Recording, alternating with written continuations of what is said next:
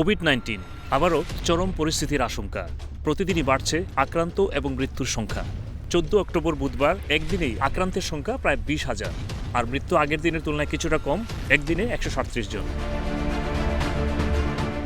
ব্রিটেনে 3 স্তরের Covid safety নির্দেশনা দিয়েছে সরকার। দেশের বেশিরভাগ এলাকায় চলছে মিডিয়াম পরিস্থিতি। নর্থের কিছু অংশে আছে হাই অ্যালার্টে, আর লিভারপুল ভেরি হাই। তবে কিছু সায়েন্টিস্ট ইতিমধ্যে আবারও সার্কিট ব্রেকার নামে সারা দেশে অন্তত 2-3 সপ্তাহের পূর্ণাঙ্গ লকডাউনের পরামর্শ দিচ্ছেন। এ নিয়ে বেশ রাজনীতিও শুরু হয়েছে। লেবার লিডার সামগ্রিক পরিস্থিতি বিবেচনায় সংক্ষিপ্ত সময়ের জন্য লকডাউন দাবি করছেন। You know that the restrictions you introduced won't be enough. You know that a circuit break is needed now to get this virus under control. You can't keep delaying this and come back to the House of Commons every few weeks with another plan that won't work. তবে প্রধানমন্ত্রী আবারও 3-টায়ার formula অনুযায়ী প্রয়োজন মতো local lockdown পলিসিতে কাজ করতে চাইছেন। তিনি দাবি করছেন এর মাধ্যমে পরিস্থিতির উন্নতি হবে। This is not how we want to live our lives, but this is the narrow path we have to tread between the social and economic trauma of a full lockdown and the massive human and indeed economic cost of an uncontained epidemic. The weeks and months ahead will continue to be difficult and will test the mettle of this country.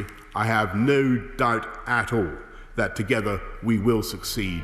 এদিকে very high বা high লেভেলে থাকা north এবং লিভারপুলের ব্যবসায়ীরা হতাশার কথা জানিয়েছেন।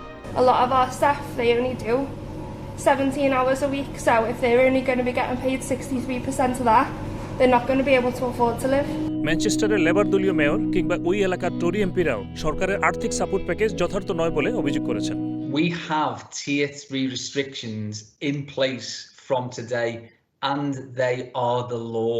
The alternative is to see our city region overrun with sickness and death. The health harm that would be done by an underfunded tier 3 option of the kind that we're being pressurized into accepting would do significant health harm to the people, families and communities of Greater Manchester, and that is something that we are not prepared to accept.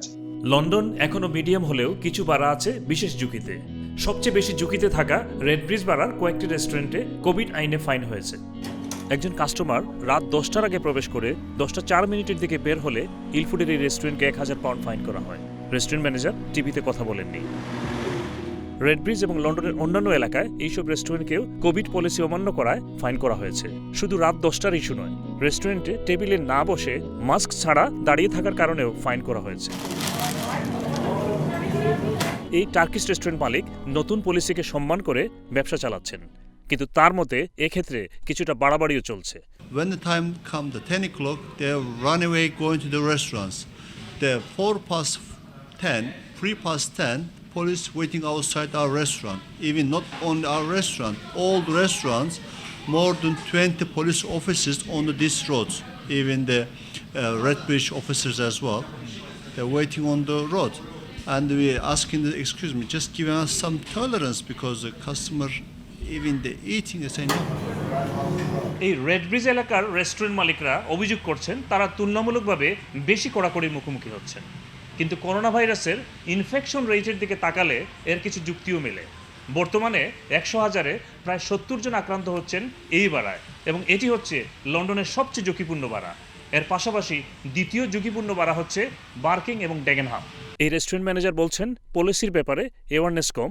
Very confusing for us as well as for the customers, and we can't cope up the service properly because of the time they have to make their way before 10 o'clock. There's no way we can cope up with this.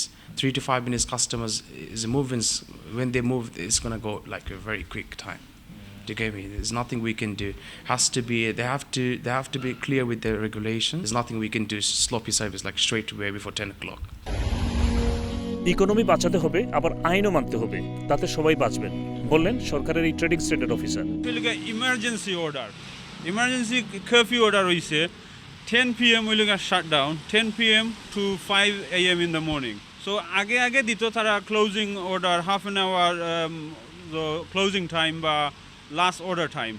এই curfew মানে আপনি যত order দেব 10 o'clock আগে শেষ করা হইতে হইব basically বন্ধ হয়ে যেত 10 o'clock। এদিকে স্কটল্যান্ড সরকার আলাদাভাবে কিছু কড়াকড়ি আরোপ করেছে। স্কটল্যান্ডের প্রধান প্রধান সিটিতে রেস্টুরেন্ট পাবের ক্ষেত্রে বিকেল 6টায় বন্ধের নির্দেশনা দেওয়া হয়েছে। আর ওয়েলস সরকার তাদের বেশিরভাগ এলাকাকে লোকাল লকডাউনের আওতায় নিয়েছে। তবে লন্ডনের ব্যবসায়ীরা নতুন করে লকডাউনের বিপক্ষে।